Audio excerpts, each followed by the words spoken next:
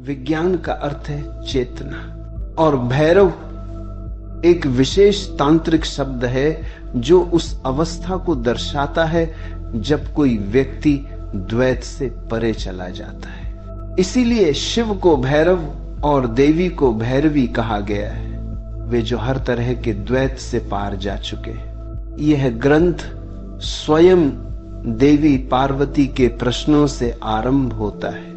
उनके सवाल इतने गहरे और सार्वभौमिक हैं कि वे हर इंसान के दिल में कभी न कभी उठते हैं। पार्वती शिव से पूछती हैं, आपका वास्तविक स्वरूप क्या है? ये आश्चर्य से भरी हुई दुनिया क्या है?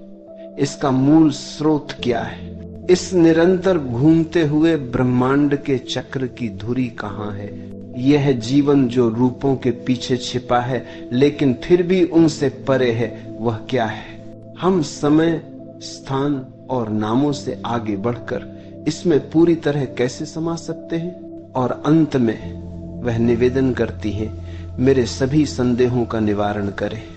ये प्रश्न केवल बौद्धिक जिज्ञासा नहीं है, बल्कि सत्य को जानने की एक गहरी प्यास को दर्शाते हैं। लेकिन क्या कोई ऐसा जवाब हो सकता है जो मन के संदेहों को हमेशा के लिए मिटा दे? तंत्र का स्रोत स्पष्ट कहता है, मन स्वयं ही संदेह है। जब तक मन ही नहीं मिट जाता, संदेह कैसे समाप्त होंगे?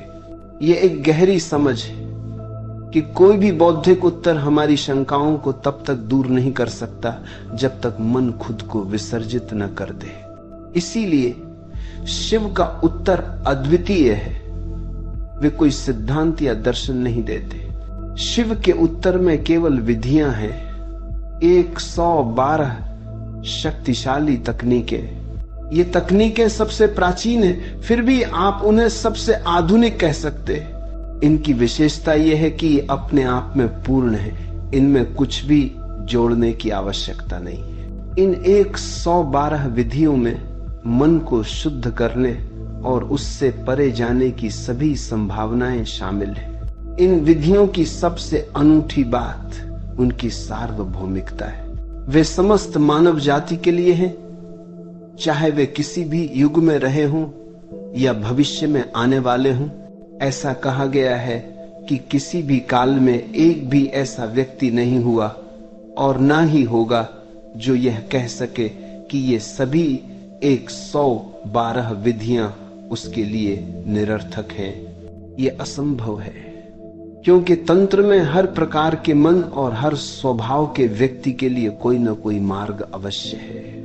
ये विधियां पहाड़ों की तरह प्राचीन और शाश्वत है, और साथ ही सुबह की ओस की बूंदों की तरह ताजी और नई भी। ध्यान की इन 112 विधियों से ही मन के रूपांतरण का पूरा विज्ञान बना है। हम एक एक करके इन विधियों की दुनिया में प्रवेश करेंगे।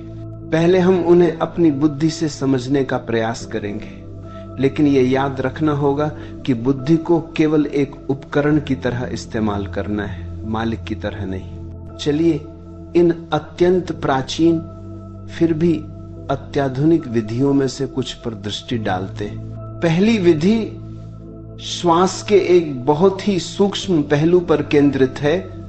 वह क्षण जहां श्वास अपनी दिशा बदलती है। सूत्र कहता है, जब श्वास नीचे से ऊपर की ओर मुड़ती है और फिर जब श्वास ऊपर से नीचे की ओर मुड़ती है, इन दो मोड़ों के प्रति सजग होकर उपलब्ध हो जाओ। श्वास एक सीधी रेखा में नहीं चलती। भीतर आने वाली श्वास एक आधा वृत्त बनाती है और बाहर जाने वाली श्वास दूसरा आधा वृत्त पूरा करती है। जहां ये दोनों मिलते हैं वही मोड़ का बिंदु है।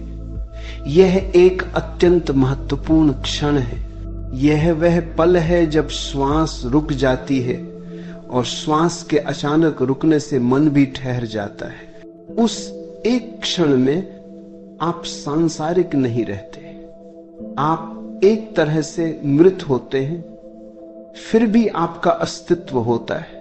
ये गहरी शांति और मौन का अनुभव है। शिव कहते हैं, उस मोड़ के प्रति बोधपूर्ण हो जाओ और तुम स्वयं को उपलब्ध हो जाओगे। एक और विधि तीसरी आंख के रहस्य से जुड़ी है। सूत्र कहता है, दोनों भ्रुकुटियों के बीच अपने ध्यान को स्थिर करो और विचारों को मन के सामने आने दो। फिर अपने सहस्रार तक प्राण ऊर्जा को महसूस करो, वहां वह प्रकाश की तरह बरसेगा। आपकी दोनों भौहों के बीच पीनियल ग्रंथि है, जिसे तीसरी आंख कहा गया है। यह बिंदु ध्यान के लिए एक चुंबक की तरह काम करता है।